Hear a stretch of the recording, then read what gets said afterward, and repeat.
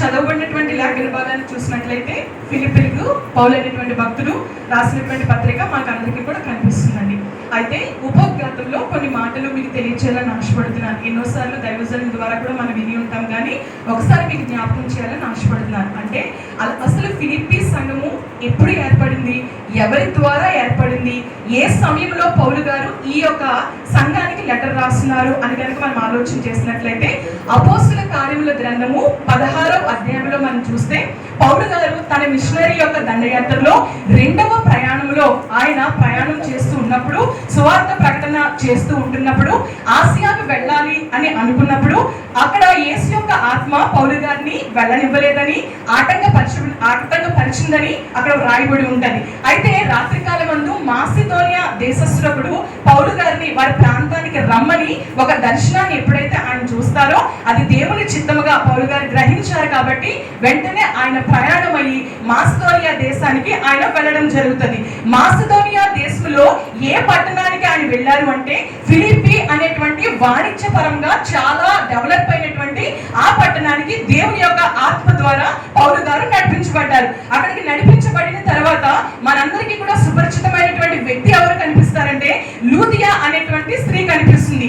ఆమె దైవభక్తి కలిగినటువంటి స్త్రీ కాబట్టి ఆమెయు ఆమె కుటుంబం అంతా కూడా రక్షణ పొందుతుంది. కొన్ని వారములు అక్కడ నుండి పౌలు గారి పరిచర్య చేస్తుంటున్నప్పుడు ఆయన ప్రతి చోట వాక్యములు ప్రకటించడానికి వెళుతున్నప్పుడు పుతోను అనే దయ్యము పట్టినటువంటి చిన్నది సోర్సరీ చెప్తూ ఉంటుందండి. అంటే సోది చెప్పేటువంటి ఒక చిన్నది మాటి మాటికి పౌలు గారికి ఎదురుపడుతూ ఆయన ఆటంకపరుస్తూ గట్టిగా కేకలేస్తూ వీళ్ళు సర్వోన్నతులైనటువంటి దేవుని కుమారులు అని కేకలు వేస్తూ ఉన్నప్పుడు పౌలు గారు చిన్నదాన్ని చూసి వ్యాకుల పడి ఆమెని గద్దించగానే ఆమెలో ఉన్నటువంటి దయ్యము విడిచి వెళ్ళిపోయినట్లుగా మనం లేఖనంలో గమనించగలుగుతాం. ఈ చిన్నది ఏ యొక్క యజమానుల యొక్క కంట్రోల్లో ఉందో, ఏ యజమానులకి డబ్బులు లాభంగా సంపాదించి పెడుతుందో వారి లాభం అంతా పోయిందని వారు గ్రహించినప్పుడు వారి యజమానులకి చాలా కోపం వచ్చిందండి. కాబట్టి పౌలుని శిలను కూడా ఆయన కొట్టడానికి దొమ్మిగా వచ్చినప్పుడు న్యాయాధిపతులు వీళ్ళు ఏం చేస్తారంటే బెత్తాలతో కొట్టడానికి ఆజ్ఞాపించి చెరసాలలో వేయించడానికి ఆజ్ఞ ఇస్తారు. అలాగే పౌలు శీల గారు కూడా ఆ యొక్క ఖైదులో కంటే చెరసాలకు వాళ్ళు వెళ్ళిపోతారు. వెళ్ళిపోయినప్పుడు మనకు అక్కడ లేఖన భాగం సెలవిస్తా ఉంది, మధ్యరాత్రి వేళ వారు ప్రార్థన చేయొచ్చు, దేవుని స్తుతింతూ ఉన్నప్పుడు అద్భుతమైనటువంటి కార్యం భూకంపం జరగడము, అక్కడ ఆ చెరసాల అధికారి భూకంపం జరిగి ఆ గేట్లన్నీ తెరవబడ్డాయి కాబట్టి బహుశా ఖైదీలందరూ పారిపోయారని అనుకున్నప్పుడు దాన్ని పొడుచుకుని చంపుకోవాలనుకున్నప్పుడు పౌలు గారు చెప్తారు, అయ్యా అధికారి నువ్వు అలా ఏమి కూడా చేయొద్దు, ఎవరు కూడా వెళ్ళిపోలేదని చెబుతారు. నిజంగా అద్భుత రీతిగా చెరసాల అధికారి యొక్క హృదయాన్ని కూడా దేవుడు తెరిచారు. కాబట్టి చెరసాల అధికారి మాత్రమే కాకుండా వారి కుటుంబం అంతా కూడా రాత్రి కాలమందు సుమారు చాలా మంది థియలాజియన్స్ ఏమంటారంటే అర్ధరాత్రి 12 గంటల నుంచి 4 గంటల సమయంలో ఈ సిచ్యువేషన్ అంతా కూడా సన్నివేశం అంతా కూడా జరిగిందంటండి. అర్ధరాత్రి కాలంలోనే వారి కుటుంబం రక్షణ పొందడం మాత్రమే కాకుండా నీటి మూలంగా బాప్టిజం కూడా వాళ్ళు తీసుకున్నారని తెలియజేయబడతా ఉంది. ఆ విధంగా అక్కడ సువార్త ప్రకటించబడినప్పుడు లూదియా గారు కానీ ఆ చిన్నది విడిపించబడడం కానీ చెరసాల నాయకుడు వారి కుటుంబం కానీ రక్షణ పొందింది. అలా రక్షణ పొందినటువంటి ఫిలిప్పీ పట్టణంలో ఒక సంఘం అనేది ఏర్పరచబడింది. ఇది ఎప్పుడు జరిగిందంటే క్రీస్తు శకము 51వ సంవత్సరంలో ఇది జరిగితే దాదాపు 10 సంవత్సరాల తర్వాత అనగా క్రీస్తు యొక్క శకము 61వ సంవత్సరంలో పౌలు గారు రోమాలో జైలులో ఖైదీగా ఉన్నప్పుడు ఈ పత్రిక వ్రాసి వారికి పంపించినట్లుగా మనం చూస్తున్నాం. ఈ ఫిలిప్పీ పత్రికలో 4 వ్యక్తులు మనకి ప్రాముఖ్యంగా కనిపిస్తారండి. ఎవరు అంటే రోమాలో ఖైదీలో ఉన్నటువంటి పౌలు గారు కనిపిస్తారు. ఆ యొక్క పౌలు గారి ద్వారా వాక్యం ప్రకటించబడినప్పుడు ఏర్పాటు చేయబడినటువంటి ఫిలిప్పీ సంఘము కనిపిస్తుంది. అంత మాత్రమే కాకుండా ఫిలిప్పీ సంఘానికి తన దైవజనుడు అలాగా చెరసాల్లో ఉన్నారని తెలుసుకుని వాళ్ళు ఏం చేస్తారో తెలుసండి, కొంత మనీని అంటే కొంత అమౌంట్ ని కలెక్ట్ చేసి ఆయనకు జైలులో ఉన్నటువంటి పౌలు గారికి ఉపచారం చేయడానికి ఎపఫ్రోదితు అనేటువంటి యవ్వనస్తుని ఇచ్చి ఎక్కడికి రోమాకి ఆయన పంపించడం జరుగుతుంది. ఇక్కడ చూడండి, నేను యవ్వనస్తుని కదా, నేనెందుకు రోమాకి వెళ్ళాలి, నా జీవితాన్ని హ్యాపీగా ఎంజాయ్ చేయొచ్చు కదా అని ఎపఫ్రోదితు అనుకోలేదు. కానీ సంఘము పంపించినప్పుడు సంఘం యొక్క మాటకు ఎపఫ్రోదితు లోబడ్డాడు. అలాగనే దైవజనుని కూడా ప్రేమించాడు కాబట్టి ఆయనకు ఉపచారం చేయడానికి ఈయన ఎక్కడికి వెళ్ళారంటే ఫిలిప్పీ నుంచి రోమా పట్టణానికి వెళ్ళడం జరుగుతుంది. అయితే రోమాలో అప్పటికే ఆయనకి పరిచయంలో సహకరించడానికి ఎవరున్నారని ఉందంటే తిమోతి అనేటువంటి యవనస్తుడు కూడా అక్కడ ఉన్నట్లుగా మనం చూస్తూ ఉన్నాం. ఒకసారి నలుగురు కొరకు ఒక చిన్న మాట మీతో చెప్పాలని ఆశపడుతున్నాను. మామూలుగా అయితే పౌలు గారు అనుకోవచ్చు, అయ్యా నువ్వు దర్శనం ఇచ్చావు, నువ్వు వెళ్ళమన్నావు, నేను వెళ్ళాను, ఆత్మ రక్షించబడ్డాయి, అలాగే సంఘము కూడా నెలకొల్పబడింది, నా పని అయిపోయింది కదా అని ఆయన అనుకోలేదు. కానండి, ఎక్కడైతే కార్యం జరిగిందో, సంఘం ఏర్పాటు చేయబడిందో ఆయన తన పిల్లలుగా భావించారు. కాబట్టి ఎప్పుడు కూడా అలా స్థాపించబడిన సంఘాల పట్ల పౌలు గారండి చాలా శ్రద్ధను కలిగి ఉండేటువంటి వారు. మర్చిపోలేదు ఆయన, నా పని అయిపోయిందని అనుకోలేదు, కానీ మర్చిపోలేదు. అపోస్తల కార్యముల గ్రంథము 20వ అధ్యాయము 1వ వచనం చూసినప్పుడు కూడా 3వ మిషనరీ దండయాత్రలో కూడా పౌలు గారు మరొకసారి ఫిలిప్పీ సంఘాన్ని దర్శించినట్లుగా లేఖనాలు మనకి తెలియజేస్తుంటున్నాయి. అయితే పౌలు గారు ఈ విధంగా ఫిలిప్పీ సంఘము కొరకు ఆలోచన చేస్తున్నారు. ఎపఫ్రోదితో అక్కడికి పంపించబడ్డాడు. హిస్టరీ ఏమని చెప్తుందంటే, ఆ సమయంలో రోమా ఫీవర్ అనేటువంటి ఒక డిసీజ్ ఉండేటువంటిదంట అండి. అక్కడ రోమా ఫీవర్ అనేటువంటి ఒక ఫీవర్ వచ్చేటువంటిదంట. అయితే మరి యవనస్తుడు ప్రాంతం మారింది కదా, సో కాబట్టి ఒకవేళ ఆ దేశంలో ఆ వాతావరణం పడకేమో వెళ్ళినటువంటి ఎపఫ్రోదితు చాలా సిక్ అయిపోతాడు, చాలా అనారోగ్యానికి గురవుతాడు. ఎంత అనారోగ్యానికి గురవుతాడంటే చివరికి మరణ పడకల మీదకి వెళ్ళిపోయినటువంటి పరిస్థితి వచ్చేస్తుంది. అప్పుడు పౌలు గారు అనుకుని ఉంటారు, అరే నా కోసం ఉపచారం చేయడానికి కదా ఈ అబ్బాయిని పంపించారు, ఈ అబ్బాయికి ఏమైతే ఆ యొక్క సంఘంలో ఉన్నటువంటి స్వస్థంలో ఉన్నటువంటి వారు ఎంత టెన్షన్ పడతారు అని ఖచ్చితంగా అనుకుంటారు. అంత మాత్రమే కాదు, ఇప్పుడు ఎవరైనా దూరాన్ని మన బిడ్డలు ఉన్నారనుకోండి, బాగాలేదనుకోండి, ఇక్కడ ఉన్నటువంటి మనము చాలా టెన్షన్ పడతాము, అక్కడ ఉన్నటువంటి వాళ్ళు కూడా అరే నా కుటుంబాన్ని నేను ఎప్పుడు చూస్తాను, నా కుటుంబం దగ్గరికి నేను ఎప్పుడు వెళ్తాను అనుకుంటాం. అది సర్వసాధారణమైనటువంటి విషయం కదండి. సో అలాగే ఎపఫ్రోదితు కూడా అక్కడికి వెళ్ళడానికి మనసులో తలించాడు. అలాగే ఫిలిప్పీ సంఘము కూడా బహుశా అరే ఆ బిడ్డకి అనారోగ్యంగా ఉంది కాబట్టి చాలా వేదన చెంది ఉంటారు. కాబట్టి ఏమనుకున్నాడంటే పౌలు, ఇక నా దగ్గర ఉపచారం చేయదు కానీ ఎపఫ్రోదితు నీవు నీ సంఘానికి వెళ్ళు అని తిరిగి తన ప్రాంతానికి పంపించడానికి ఆయన సిద్ధపడ్డారు. ఇక అక్కడ ఇంకెవరున్నారు, తిమోతి అనేటువంటి యవనస్తుడు కూడా ఉన్నారు. అయితే తిమోతి అనేటువంటి యవనస్తుడు కొరకు ఎపఫ్రోదితు కొరకు ఎలాగా వాళ్ళని రికగ్నైజ్ చేసి వాళ్ళ కొరకు ఇక్కడ పౌలు గారు చెప్తున్నారంటే, తిమోతి కొరకు పౌలు గారు ఒక మాట అంటారండి, తండ్రికి కుమారుడు ఎలాగూ సేవ చేయను, తిమోతి సువార్త వ్యాపకము నిమిత్తము నాకును అలాగున సేవ చేసను. ఒక యవ్వనస్తుని ఎంత చక్కగా గుర్తించి గమనించి తిమోతి కొరకు ఇక్కడ రాస్తున్నారు చూడండి, తండ్రికి కుమారుడు ఎలాగ సేవ చేయనో సువార్త వ్యాపకము నిమిత్తము తిమోతి కూడా నాకు సేవ చేస్తున్నాడు అనేటువంటి మాట. ఎపఫ్రోదితు కోసం ఆలోచన చేస్తే తన కోసం ఏమంటున్నాడంటే, ఈయన నా సహోదరుడు, నా తోడి దాసుడు, నా జత పనివాడు, అంటే క్రైస్ట్లో ఒక జైంట్ గా, ఒక సోల్జర్ గా ఉన్నటువంటి పౌలు తనకంటే వయసులో చిన్నవారు, తనకంటే అనుభవంలో చాలా తక్కువ ఉన్నటువంటి వారి కొరకు ఏం చెప్తున్నారండి, ఒక విషయం మీకు చెప్తాను వినండి. పౌలు గారు ఎలా ఉన్నారంటే పరిగెత్తి దూసుకుని వెళ్ళిపోయినటువంటి గుర్రంలాగా పరిచయంలో ఉంటే, తిమోతి ఎలా ఉన్నాడంటే, తిమోతికి రాసినటువంటి మొదటి పత్రికలో చెప్తారు కదా, తిమోతి తరచుగా నువ్వు అనారోగ్యానికి గురవుతున్నావు కదా, కడుపు నొప్పి నీకు వస్తుంది కదా, నీవు నీళ్లు మాత్రమే త్రాగక కొంచెం ద్రాక్షారసం కూడా తీసుకో అనేటువంటి మాటను అక్కడ మనం చూడగలం. అంటే దీన్ని బట్టి ఏమవుతుంది, తరచుగా తన అనారోగ్యానికి గురవుతున్నాడంటే పరిగెట్టేటువంటి దూసుకుపోయే గుర్రంగా పౌలు ఉంటే ఆగి పరిచయంలో ముందుకు వెళ్ళేటువంటి గుర్రంగా ఇక్కడ ఎవరున్నారంటే తిమోతి ఉన్నాడు. ఆలోచన చేస్తే పౌలు అనేటువంటి గొప్ప దైవజనుడికి అనుభవం తక్కువ, అనారోగ్యానికి తరచుగా గురవుతున్నటువంటి తిమోతికి సెట్ అవుతుందండి? సెట్ కాదు.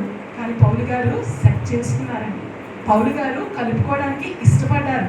పౌలు గారు తనతో ఉండడానికి కోరుకున్నారు. కాబట్టి తిమోతి కొరకు చెప్తారు, ఈయన నా ప్రియ కుమారుడు. ఎపఫ్రోదితు కూడా చాలా మన భాషలో చెప్తే బచ్చాగాడండి జనరల్ గా మనం అంటూ ఉంటాం, అవును కదండి.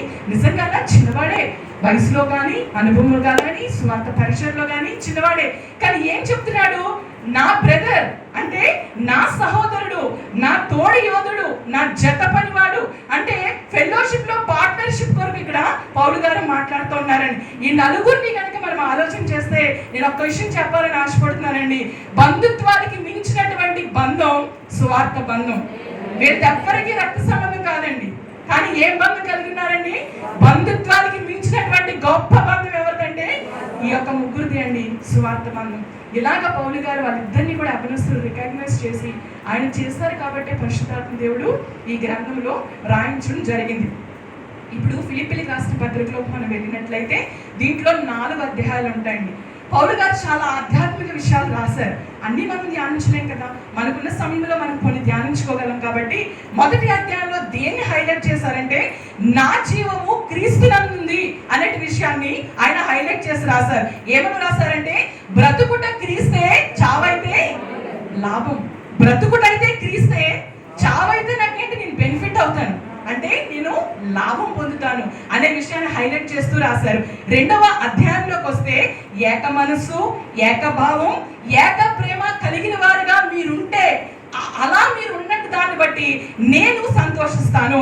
మీరు నా మీద సింపతి చూపిస్తే నేను సంతోషించను, మీరు నాకు అమౌంట్ కలెక్ట్ చేసి డబ్బులు పంపిస్తే నేను సంతోషించను. కానీ ఫిలిప్పీ సంఘములో ఏక మనసు, ఏకభావం, ఏక ప్రేమ ఉంటే మీ సంఘాన్ని బట్టి నేను సంతోషిస్తాను అనేటువంటి అంశాన్ని హైలైట్ చేస్తూ రాస్తున్నారు. అదే అధ్యాయంలో మరొక అంశాన్ని ఏం హైలైట్ చేశారంటే యేసు ప్రభు వారి యొక్క తగ్గింపును హైలైట్ చేశారండి. ఎలా అంటే ఆయన పరలోకాన్ని గొప్ప భాగ్యంగా ఎంచుకోకుండా దాసుని స్వరూపం ధరించుకుని తను తాను రిక్తునిగా చేసుకుని ఈ లోకానికి వచ్చాడు, ఈ లోకానికి ప్రభు వచ్చాడు అనేటువంటి మాటను ఆయన అక్కడ హైలైట్ చేసినట్టుగా చూస్తున్నాం. మూడవ అధ్యాయంలోకి వస్తే దేన్నైనా హైలైట్ చేస్తూ రాస్తారో తెలుసా అండి, యేసు క్రీస్తుకు సంబంధించినటువంటి అతి శ్రేష్టమైనటువంటి జ్ఞానం ఎంత గొప్పదో తెలియచేయడానికి ఆయన ఇష్టపడ్డాడు. అలాగే పునరుద్ధాన బలం ఎంత గొప్పదో తెలియచేయడానికి ఇష్టపడ్డాడు. ఆయన శ్రమానుభవంలో పాలువాడట అంటే ఏంటిదో తెలియచేయబడ్డానికి ఆయన హైలైట్ చేయడానికి ఇష్టపడ్డాడు. 4వ అధ్యాయంలోకి వచ్చినట్లయితే నన్ను బలపరచువాని అంటే నేను సమస్తమును కూడా చేయగలను అనేటువంటి మాటలు హైలైట్ చేస్తూ ఆయన రాస్తారు. అయితే ఈ రోజు నేను తీసుకున్నటువంటి టెక్స్ట్ ఏంటంటే 3వ అధ్యాయం నుండి నేను టెక్స్ట్ గా తీసుకున్నాను. దాంట్లో కొన్ని విషయాలు మీతో పంచుకోవాలని ఆశపడుతున్నాను. మొదటి వచనం మనం చదివాం. ఏమని చదివాం అక్కడ? మొట్టమొదటిగా చదివినట్లయితే ఆనందించుడు అనేటువంటి మాటను రాశారు. వెంటనే సడన్ గా సీన్ మారిపోయిందండి. అంటే లేఖనాలు మారిపోయి, రాసే విధానం మారిపోయింది. ఏమని వచ్చేసిందంటే హెచ్చరికలోకి ఆయన వెళ్ళిపోయారు. ఏమని ఉందండి? కుక్కల విషయమై జాగ్రత్తగా ఉండండి, దుష్టులైన పనివారి విషయమై జాగ్రత్తగా ఉండండి, ఈ చేతన ఆచరించే వారి విషయమై జాగ్రత్తగా ఉండండి. ఇది ఒక హెచ్చరిక మాట. ఎవరండి కుక్కలు? ఎవరండి దుష్టులైన పనివారు? ఎవరు ఈ చేతను ఆచరించేవారు? ఎందుకు ఇంత ఒక మనిషిని కుక్క అనడానికి మనం అంటామండి? అనగలమా? కానీ ఎందుకు ఇక్కడ పౌలు గారు సంబోధించారు? ఎవరిని కుక్క అని ఇక్కడ సంబోధించారు అంటే మీకు అర్థమవడానికి చెప్తాను. యూదా మతాచారాల్లో ఉన్నటువంటి యూదులు యేసు ప్రభుని తెలుసుకొని క్రైస్తవత్వంలోనికి వచ్చి తిరిగి మళ్ళీ యూదా మతాచారంలోకి వెళ్ళిపోయి, అంటే సున్నతే ఇంపార్టెంట్ అని చెబుతూ వాళ్ళు ఆచరించడం మాత్రమే కాకుండా అనేక మందిని రాంగ్ డాక్ట్రిన్ లోకి నడిపిస్తున్నారు. లేఖనం ఏం చెప్తుందండి? కుక్క తిరిగి తన వాంతికి వెళ్ళినట్లు. కుక్క మాత్రమే తిరిగి వాంతికి వెళ్తుందండి. ఇప్పుడు దేవుణ్ణి నమ్ముకొని విడిచిపెట్టేసి మళ్ళీ వెనక్కి వెళ్ళిపోయిన ఎవరైనా బైబిల్ చెప్తుందండి. ఇప్పుడు కుక్కలతో ఇక్కడ పౌలు గారు పోలుస్తున్నారండి. దుష్టులైనటువంటి పనివారు. ఎవరండి దుష్టులైనటువంటి పనివారు? పనిచేస్తారట, బట్ దుష్టులైనటువంటి పనివారు ఎవరి కోసం చెప్పబడి ఉందో తెలుసండి? పైకి భక్తి కలిగిన వారుగా ఉంటారు, పైకి దేవుని కలిగిన వారు అని చెప్తారు, కానీ వాళ్ళు దేవుని భక్తి కలిగి ఉండరు, కానీ అపవాది యొక్క మనసు కుతంత్రాలు కలిగి ఉంటారు. యోహాను రాసినటువంటి మొదటి పత్రిక 4వ అధ్యాయంలో యోహాను వీరి కోసం ప్రస్తావిస్తాడండి. అబద్ధ ప్రవక్తలు ఆల్రెడీ లోకంలోనికి వెళ్ళి ఉన్నారు. అసలు రాంగ్ డాక్టర్ ఎలా వస్తుందో తెలుసండి? ఎవరైతే నమ్మి వెనక్కి వెళ్ళిపోతారో వాళ్ళే తప్పుడు బోధలు తీసుకొస్తారండి. అన్యం తీసుకురారు తప్పుడు బోధలు. ఎందుకంటే అసలు బోధే తెలియదు వాళ్ళకి. బోధలు తీసుకొచ్చేది ఎవరంటే ఆల్రెడీ యేసు ప్రభువుని తెలుసుకుని వెనక్కి వెళ్ళిపోయిన వారే రాంగ్ డాక్టర్ తీసుకొస్తారండి. అందుకే చెప్తున్నాడు, దుష్టులైనటువంటి పనివారు ఉన్నారు, పైకి బాగానే కనిపిస్తారు, అని వాళ్ళ విషయమే మీరు జాగ్రత్తగా వినండి. ఈ ఛేదన ఆచరించే వారి విషయమై జాగ్రత్తగా ఉండండి. ఏంటి ఈ ఛేదన? శరీరాన్ని తగ్గొట్టుకోవడం, అంటే సున్నతి చేసుకోవడం. ఇప్పుడు యూదులు చాలా ప్రైడ్గా, చాలా గొప్పగా ఫీల్ అయ్యి చెప్పేటువంటి మాట ఏంటంటే మేము అబ్రహాం సంతానం అండి అంటారు. లేదండి, వాళ్ళు పాస్టర్ గారు కూడా చాలాసార్లు మనకి ఏం చెప్పారంటే నేను అన్యులుగా పుట్టలేదు, నేను స్త్రీగా పుట్టలేదు, నేను కుక్కగా పుట్టలేదు అని ప్రార్థన చేశామంట. యూదులు చాలాసార్లు మన దైవజనులు చెప్పారు. వీళ్ళకి ఎంత ఆత్మీయమైనటువంటి ఇది అంటే మేము అబ్రహాం సంతానం. అబ్రహాం సంతానం అంటే గుర్తేంటి? ఖచ్చితంగా బాడీలో సున్నతి చేయించుకోవాలి. సో వీళ్ళు దేని మీద కాన్సన్ట్రేట్ చేస్తున్నారంటే ఈ చేతన అంటే సున్నతి మీద కాన్సన్ట్రేట్ చేసి సున్నతి చేయించుకోవాలని చెప్తున్నారు. అప్పుడు ఆ విషయాన్ని ఆయనకి తెలియచేయబడింది కాబట్టి పౌలు గారి సంఘాన్ని హెచ్చరిస్తూ అంటున్నాడు, ఈ శరీరంలో ఈ చేతను ఆచరించే వాళ్ళు, శరీరం ఆస్పదం చేసుకున్న వాళ్ళు సున్నతిని ఆచరించే వాళ్ళు కాదు, కానీ యేసు యొక్క అంటే క్రీస్తు యొక్క ఆత్మ ద్వారా ఆరాధించుచు యేసు క్రీస్తునకు అతిశయపడుతున్న మనమే సున్నతి ఆచరించేవాళ్ళం. ఇప్పుడు మనం అందరం కూడా నిజమైనటువంటి సున్నతిని ఆచరించేవారు. మన శరీరంలో సున్నతి లేదు, హృదయ సంబంధమైనటువంటి సున్నతి కలిగిన వారు. మరి ఆ రోజు పాత నిబంధన గ్రంథాన్ని బేస్ చేసుకొని వీళ్ళు సున్నతి ఈ చేతనని మాట్లాడుతున్నారు కదా. నిజంగానే దేవుడు యెహోవా దేవుడే అబ్రహాముతో చేస్తాడు, కాదని అనడం లేదు. ద్వితీయోపదేశకాండం 30వ అధ్యాయం 6వ వచనంలో హృదయ సంబంధమైన సున్నతి కొరకు పౌలు ఆ యొక్క మోషే భక్తి ద్వారా తెలియజేశాడే, అది గమనించలేకపోతున్నారే. ఇర్మియా గ్రంథం 9వ అధ్యాయం 25వ వచనంలో కూడా హృదయ సంబంధమైన సున్నతి కొరకు అక్కడ వ్రాయించారే, మరి అది గ్రహించలేకపోతున్నారా?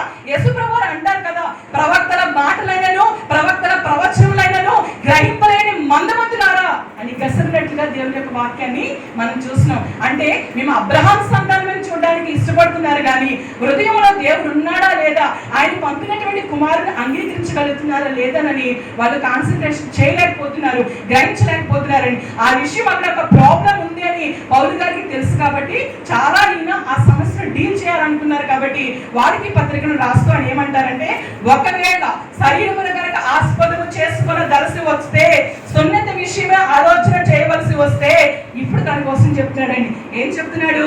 నేను 8వ దినాన సున్నతి పొందాను. నేను ఏ వంశంలో పుట్టాను? ఇశ్రాయేలు వంశంలో పుట్టాను. ఏ గోత్రంలో పుట్టాను? బెన్యామీను గోత్రంలో పుట్టాను. హెబ్రీల సంతానపు హెబ్రీల వాడినే నేనున్నాను. ధర్మశాస్త్ర విషయం నేను ఎలా ఉన్నాను? పరిసైడునై ఉన్నాను. పౌలు గారు కలిగి ఉన్నటువంటి క్రెడెన్షియల్స్ ఏదైతే ఉన్నాయో, ఆధిక్యతలు ఏవైతే ఉన్నాయో అవన్నీ చెప్పుకొస్తాయని అంటారు.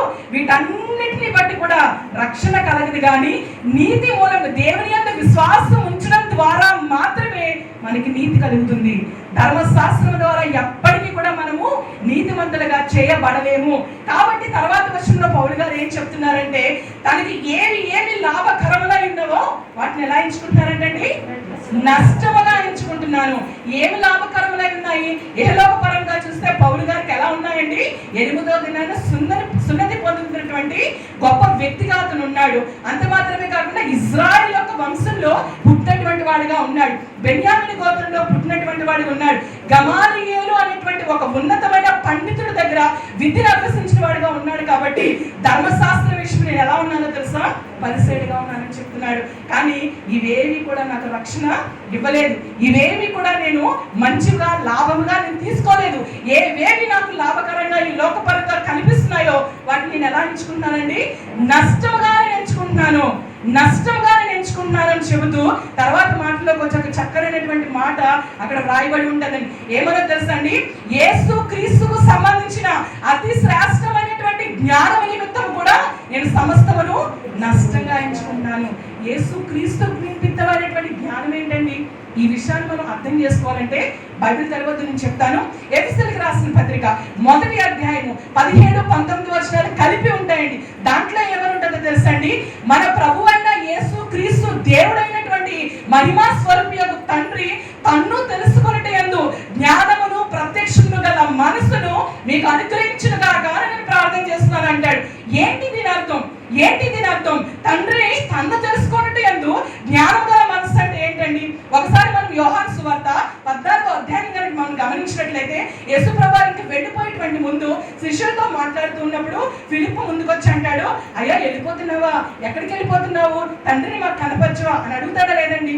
అడిగినప్పుడు ఆయన ఎవరు చెప్తారు? యేసు ప్రభువు ఏమని చెప్తారు? ఫిలిప్పు, ఇంతకాలం నువ్వు నాతో ఉన్నావు కదా, నన్ను చూసావు కదా, నన్ను చూసిన వాడు నువ్వు తండ్రి చూడలేవా?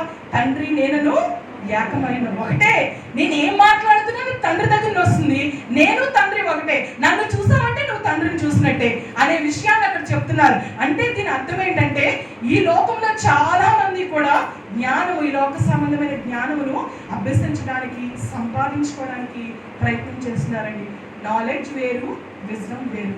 నాలెడ్జ్ అనేది ఈ భూమి మీద మనం తెలుసుకునేటువంటి విషయాలు, సంపాదించుకునేటువంటి తెలివితేటలు. ఈరోజు ఉన్నటువంటి యవనస్తులు కానీ, లేకపోతే పేరెంట్స్గా ఉన్నటువంటి మనం కానీ దేని మీద కాన్సన్ట్రేషన్ చేస్తామో తెలుసా అండి?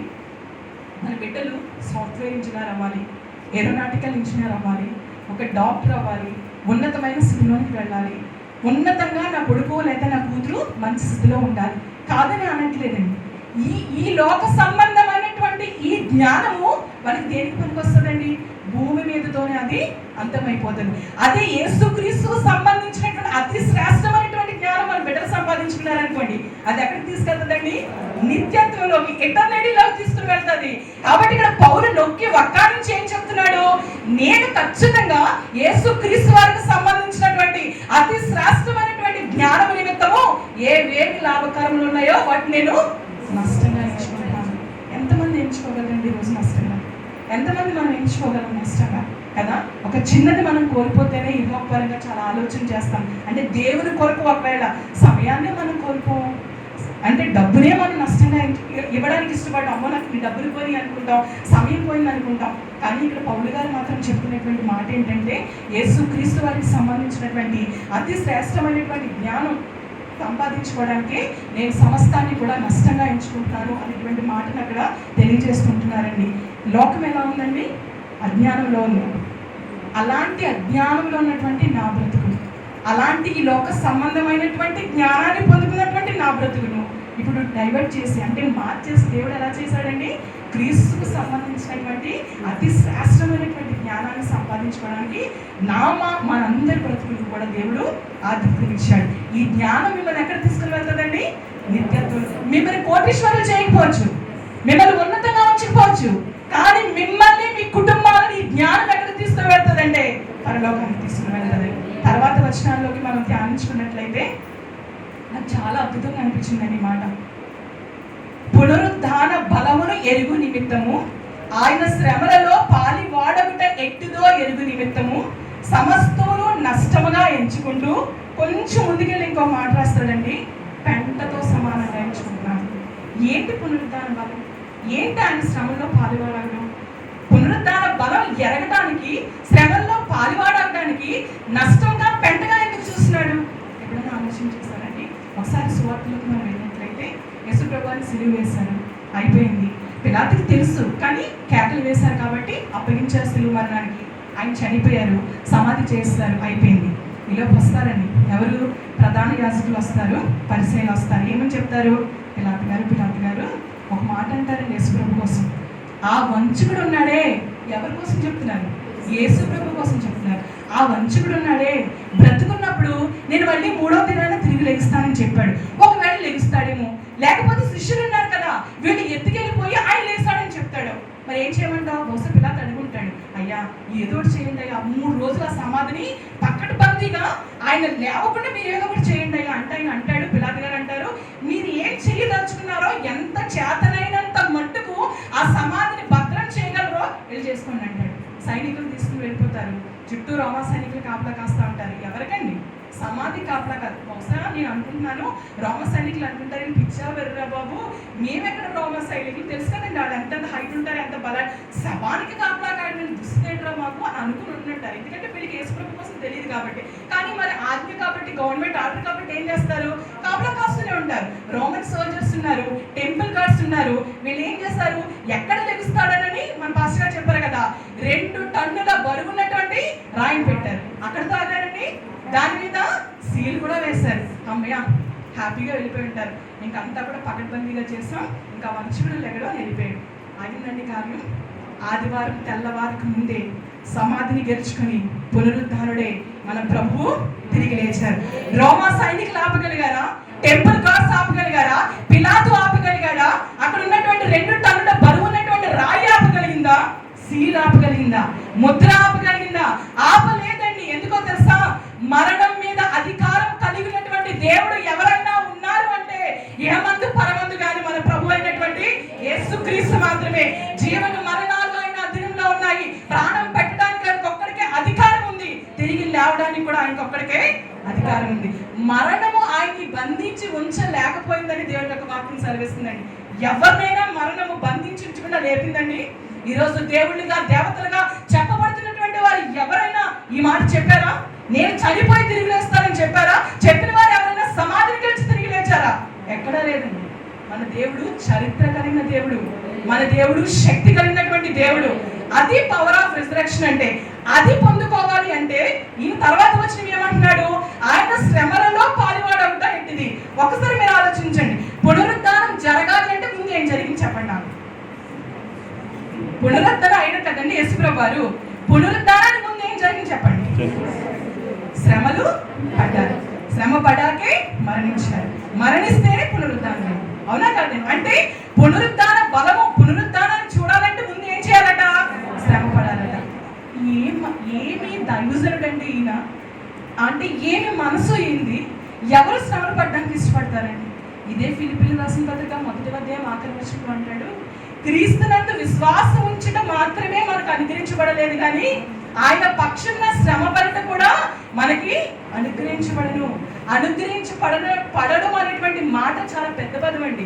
యెషయా గ్రంథంలో అంటారు కదా, మనకి కుమారుడు అనుగ్రహించబడను. అర్హత లేని, యోగ్యత లేని మానవులైనటువంటి పాపంలో, శాపంలో చచ్చి పడినటువంటి మనల్ని రక్షించడానికి తండ్రి అయినటువంటి దేవుడు తన కుమారుని అనుగ్రహించాడండి. అదే పదాన్ని తీసుకొచ్చి ఇక్కడ పౌలు ఏం వాడుతున్నాడండి, విశ్వాసం ఉంచడం మాత్రమే కాదు, ఆయన పక్షంగా శ్రమ పడటం కూడా మనకి అనుగ్రహించబడి ఉంది. ఇది అపోస్తలు గుర్తించగలిగారు, ఎంతో మంది దైవజనులు గుర్తించగలిగారు కాబట్టి ఆయన కొరకు శ్రమ పడటానికి కూడా ఇష్టపడ్డారు. అందుకే పౌలు ఇక్కడ అంటున్నాడు, ఆయన మరణానుభవంలోనంట, ఆయన శ్రమానుభవంలోనంట పాలువాడొకటి ఎట్టిదో ఎరుగు నిమిత్తము. ఇందాక నష్టం అన్నాం కదా, ఇంకొంచెం వెళ్ళిపోయి నష్టం మాత్రమే కాదు, పెంట నష్టమే కాదు, పెంటతో నేను సమానంగా ఎంచుకుంటున్నాను. ఏవేవి లాభకరములైనా లోకపరంగా నష్టమే.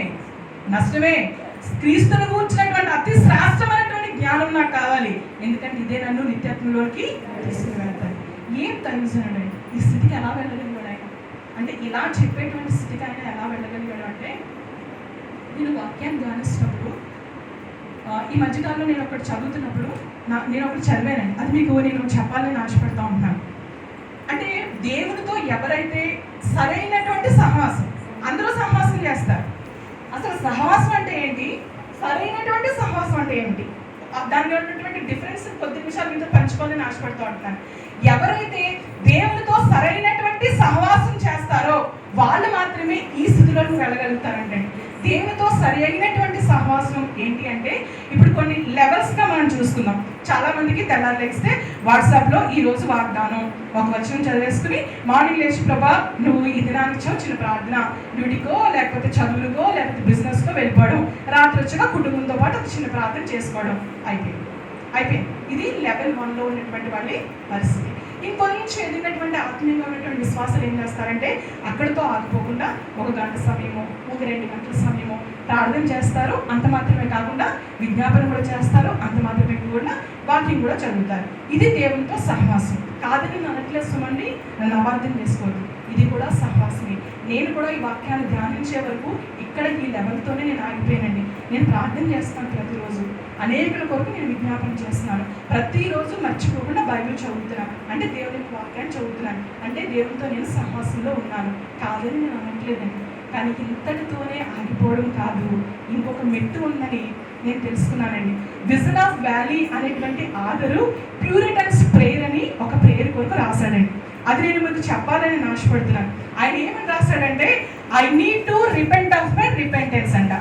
I need to repent of my repentance అంటే నేను పడినటువంటి పశ్చాత్తాపాన్ని బట్టి నేను మళ్ళీ పశ్చాత్తాపము చెందవలసినటువంటి వాడిని ఉన్నాను అనేటువంటి మాట రాస్తున్నాడు. ఎప్పుడు ఈ మాట చెప్పగలమంటేనండి, దేవుని సన్నిధికి మనం వెళ్ళినప్పుడు, దేవునితో సమాసం చేయడానికి మనం వెళ్ళినప్పుడట మనల్ని మనం జీరో, మనల్ని మనం 0, మనల్ని మనం జీరో చేసుకొని ఆయన సన్నిధిలో ఆయనతో సమాసం చేయడానికి కూర్చోవాలట. 0.01 కాదు, 0.001 కూడా కాదట, జీరో చేసుకోవాలట. ఇక ప్రేయర్ కూడా వద్దని చెప్పాడు ఆయన. ప్రేయర్ చేస్తే మన సెల్ఫ్ పనిచేస్తుంది లేదండి, నాకు ఇది కావాలి ప్రభా, అది కావాలి ప్రభా. విజ్ఞాపన చేస్తే ఇతర వాళ్ళు ఆ కష్టంలో ఉన్నారు ప్రభా, ఇతర వాళ్ళు ఈ కష్టంలో ఉన్నారు ప్రభా, ప్రార్థన చేస్తాం. ప్రార్థన అనేది కూడా లేకుండా పిన్ డ్రాప్ సైలెన్స్. ఇక్కడ భూమి మీద మనం ఉన్నాము, మళ్ళీ మనం జీరో చేస్తున్నాం. ఆకాశం మీద దేవుడు ఉన్నాడు, సింహాసనం మీద దేవుడు ఉన్నాడు. ఆయనకి మన బాడీని, మైండ్ని, సోల్ని సంపూర్ణంగా అప్పగించుకొని నిశ్శబ్దమైనటువంటి వాతావరణంలో మనం గడపగలిగితే దేవుని యొక్క ముఖకాంతిలో, కోటి సూర్యుల తేజస్సు కంటే అధికమైనటువంటి తేజస్సు కలిగినటువంటి ఆయన యొక్క ముఖ ప్రకాశంలో మనలో ఉన్నటువంటి సమస్తము కూడా మనకి కనిపిస్తాయంటండి. అప్పుడు మనం ప్రార్థన చేస్తామంట, I need to repent of my repentance. ఎందుకు మాట తెలుసండి? పశ్చాత్తాపం నేను పడ్డాను అంటున్నామండి. పశ్చాత్తాపం నిజంగా కనుక విశ్వాసి పడితే జీవితంలో ఇంకెప్పుడు మళ్ళీ పాపం చేయడండి. మళ్ళీ పాపం చేస్తున్నారు అంటే నువ్వు ఖచ్చితంగా నిజమైనటువంటి రిపెంటెన్స్ నీలో లేదు. ఎప్పుడు ఇది మనం ఒప్పుకోగలం? దేవునితో సరైనటువంటి సహవాసంలోకి వెళ్ళినప్పుడు, నిన్ను నువ్వు జీరో చేసుకుని పరలోక తండ్రిని మాత్రమే, ఆయన ముఖ ప్రకాశాన్ని మాత్రమే నువ్వు చూడగలిగినప్పుడు, ఆ యొక్క మోషే భక్తుడు అంటాడు కదా, నీ యొక్క ముఖ కాంతిలో నా రహస్య పాపములు, నీ ముఖ కాంతిలో నా రహస్య పాపములు. ఎవరి కోసం చెప్పారండి? అన్బిలీవర్స్ కోసం చెప్పలేదు, బిలీవర్స్ కోసం, అంటే విశ్వాసం కోసమే చెప్పారు. తర్వాత ఆయన ఏమంటాడంటే, I need my tears to be washed. అంటే కన్నీళ్ళు కారుస్తాం కదండి చాలా మంది ప్రార్థనలు. ఆయన అంటున్నాడు, నేను కార్చిన కన్నీటిని కూడా వాష్ చేయని ప్రభావం అని ప్రార్థన చేస్తానంట. అంటే మన కన్నీళ్ళు కూడా ఒక్కొక్కసారి దేవునికి నచ్చిన విధంగా కారుస్తూ ఉంటాడు. ఎప్పుడు తెలుస్తుంది ఇది? ఆయన ముఖకాంతి మన మీద ప్రకాశించినప్పుడు మనలో కార్చినటువంటి కన్నీరు కూడా ఒక్కొక్కసారి వేషధారంతో కూడా కన్నీరని మనం గుర్తించగలుగుతాము. అందుకని అంటున్నాడు, నేను కార్చినటువంటి కన్నీటిని కూడా వాష్ చేయండి ప్రభా. తర్వాత ఏమంటున్నాడంటే, I'm always standing clothed in filthy garments. అంటే నేను ఎప్పుడు నీ సన్నిధికి వచ్చి నిల్చున్నా మురికి వస్త్రాలతో ఉన్నాను ప్రభా. నీ సన్నిధికి వచ్చి నేను నిల్చున్న ప్రతిసారి ఎలా ఉన్నాను తెలుసండి? మురికి వస్త్రాలు. ఎప్పుడు గమనిస్తామండి? దేవుని యొక్క పరిశుద్ధత గమనిస్తూ ఉన్నప్పుడు, దేవుని యొక్క పరిశుద్ధతను మనం చూడగలిగినప్పుడు మన మీద ఉన్న వస్త్రాలట మనకు ఎలా కనిపిస్తాయి తెలుసండి? మురికి వస్త్రాలుగా కనిపిస్తాయట. ఇంకా డెప్త్లోకి కనుక మనం వెళ్ళినట్లయితే ఆయన ఇంకొక మాట రాస్తారండి, my penitential tears are so much impurity. అంటే కార్చినటువంటి ఆ టీయర్స్ ఏదైతే ఉన్నాయో, అంటే భారంతో కార్చినటువంటి ఆ టీయర్స్ ఏదైతే ఉన్నాయో, సో మచ్ ఇంప్యూరిటీ. ప్యూరిటీ లేదయ్యా. మనుషులు ఎవరు చెప్పరండి ఇది. మనుషులు ఎవరు చెప్తే నేను విను, మీరు విను. దేవుని యొక్క ముఖకాంతిలోకి మనం వెళ్ళినట్లయితే, మళ్ళీ మనం సున్నా చేసుకున్నట్లయితే, మన బాడీని మైండ్ని సోల్ని ఆయనకు అప్పగించుకున్నట్లయితే ప్రార్థన ఉండదండి. అక్కడ నోటి మాట రాదు, ఆయన మాట్లాడతాడు, ఆయన ఉపయోగం చేస్తాడు. ఇది ఆత్మలో జరిగే కార్యం, ఇది స్పిరిట్లో జరుగుతున్నటువంటి కార్యం. ప్రార్థన చేయమంట బయటికి ఎవరు కూడా, లోపల కన్ఫెస్ చేయబడుతూ ఉంటామంట, ఒప్పింప చేయబడుతూ ఉంటామంట, కన్నీరు కారుస్తూ ఉంటామంట.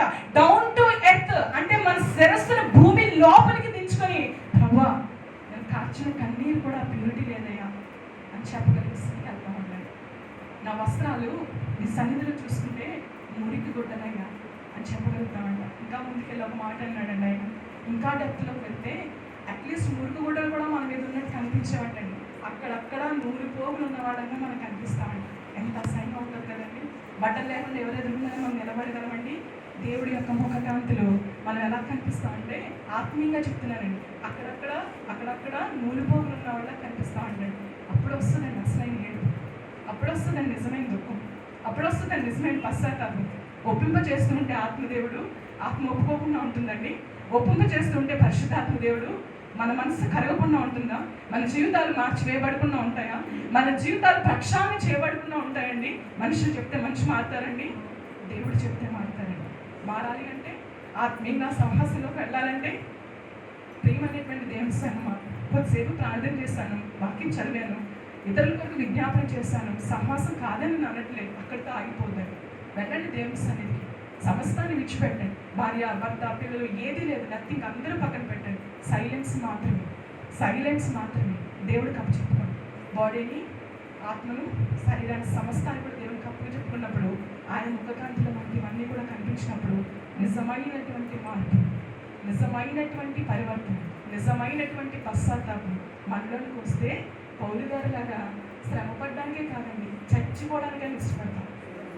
శ్రమపడడం కాదండి, చచ్చిపోవడానికైనా ఇష్టపడతాం. పీకలు తెగ్గొస్తానన్నా నిల్చుంటాం. నేను బలవంతం చేసి రేప్ చేసి చంపుతానన్నా నిల్చుంటాం. పౌలు గారు అంటారు కదా, నా చావు మూలంగానైనా నా బ్రతుకు మూలంగానైనా క్రీస్తు నా శరీరమందు కనపరచబడాలి. ఎంత లోతులోకి వెళ్ళకపోతే పౌలు గారు ఆ మాట చెప్పుకుంటారు. ఒకసారి ఆలోచించేది. నేను నిజంగా ఇది చదువుతున్నప్పుడు లిటరల్గా ఏడ్చానండి. ప్రభా, ఎక్కడున్నా మాట్లాడుతుంది, ఎదిగాము, ఎదగలేదు అనట్లేదు, లేవని అనట్లేదు, కానీ ఇంకా ఎదగవలసింది అంటుంది. దేవుడు కోరుకోనే విధంగా వెళ్ళాల్సింది ఎంత ఉందని నిజంగా నేను చాలా దుఃఖపడ్డాను. చివరిగా ఒక మాట చెప్పి నేను ముగిస్తున్నాను. ఇక్కడ ఉన్నటువంటి అందరిలో 99% అందరూ రక్షించబడిన వారిని కదండి.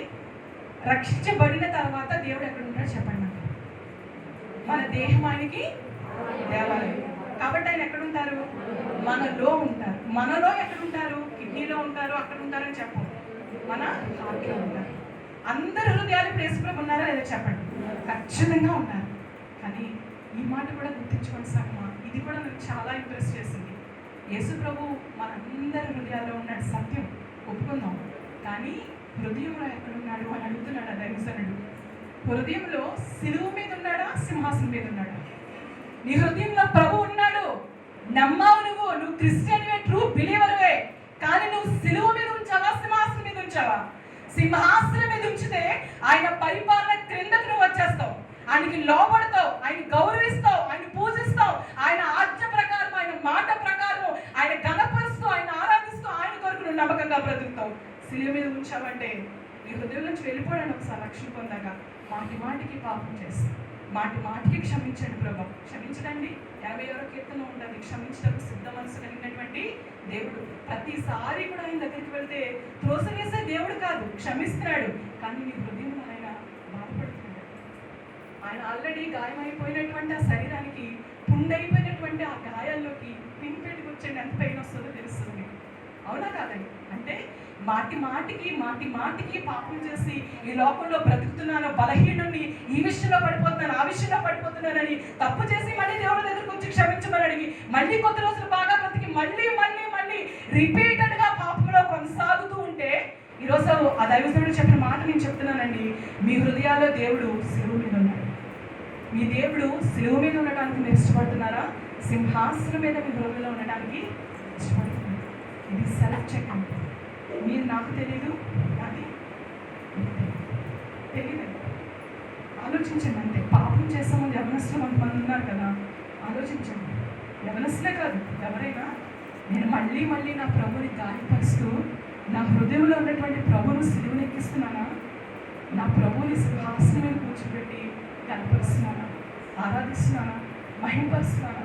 కాబట్టి నా ప్రభు సంతోషిస్తున్నాడా? మనల్ని బట్టి ప్రభువు కనపరచబడుతున్నాడా అండి? ఎంతవరకు మనం గనపరచగలుగుతున్నాం అండి ప్రభువుని? ఎంతవరకు దేవుడిని మహింపరచగలుగుతున్నాం అండి? ఎన్ని సంవత్సరాలైనా మనం రక్షణ పొంది కదండి. ఎలా జరుగుతుంది ఇది? ఒక్క రోజులో జరిగిపోదు. పౌలు గారు అంటారు కదా, అభ్యాసం చేసుకుంటున్నాను, ప్రాక్టీస్, ఎవ్రీడే ప్రాక్టీస్ చేసుకుంటూ వెళ్తే పౌలు కూడా ఎక్కడి నుంచో ఊడిపడిన వ్యక్తి కాదండి, సాధారణమైన మనిషే కదా. మరి ఎలా ఉండగలిగాడు? ప్రాక్టీస్ చేశాడు, అభ్యాసం చేసుకున్నాడు. కాబట్టి పౌలు యొక్క హృదయంలో సింహాసనం మీద యేసుప్రభుని కూర్చోబెట్టాడు.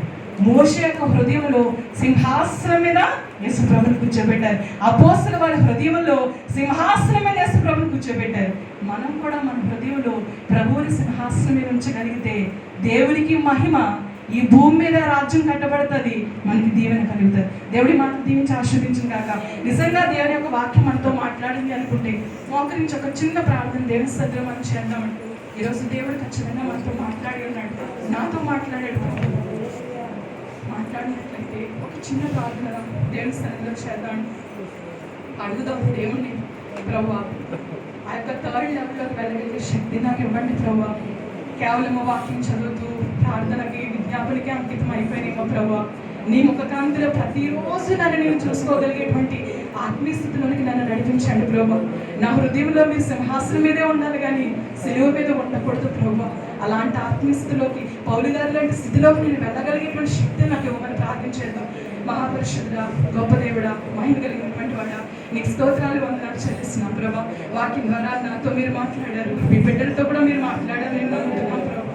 నువ్వు గొప్ప దేవుడు, పరిశుద్ధమైన దేవుడు, వాళ్ళ కొరకు ప్రాణం పెట్టిన దేవుడు.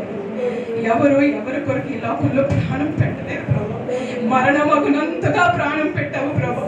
రోమా సైనికులు మిమ్మల్ని కొరడాలతో కొడుతూ ఉంటే, శరీరము ఛిద్రమైపోతూ ఉంటే, మీ మీద ఉమ్మి వేస్తూ ఉంటే, పశువులు లాగినట్టు పిలాతు ప్రెటోరియం నుంచి మిమ్మల్ని లాగి వేస్తూ ఉంటే మౌనంగా మీరు భరించి, తండ్రి మీరు ఏం చేస్తున్నారో మీరు ఎరువురు కనుక మీరు క్షమించి అన్నావు.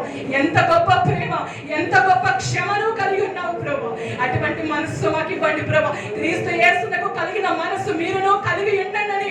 దేవుని యొక్క వాక్యం సెలవించినట్లు అట్టి మనసు మా నజరేయుడైన మాకందరికీ కలుగును గాక అని ప్రార్థన చేసి మమ్మల్ని దర్శించండి ప్రభు. లోతైనటువంటి అనుభవానికి నడిపించండి. ఈ అనుభవం పొందుతున్నప్పుడు మా ద్వారా గొప్ప ఉద్యమం, ఈ అనుభవం పొందుతున్నప్పుడు మన నజరేతు సంఘంలో గొప్ప ఉద్యమం కలుగుతుంది. అలానే ప్రతి సంఘంలో గొప్ప ఉద్యమం కలుగుతుంది ప్రభా. క్రీస్తును లోకం చూడగలుగుతుంది ప్రభా. లోకం క్రీస్తు వైపు ఆకర్షించబడుతుంది ప్రభా. అట్టి కృపణ దైక్షమని వాక్యమును ఫలింపజేసి మీరు మాత్రమే మహిమ ఘనత ప్రభావాలు పొందుకోలేదు. యేసుక్రీస్తు వారికి శ్రేష్టమైన ఆసక్తి కలిగిన బలమైనటువంటి నామములో ప్రార్థించి వేడుకొని పొందుకొని ఉన్నాము పరమ తండ్రి. ఆమేన్.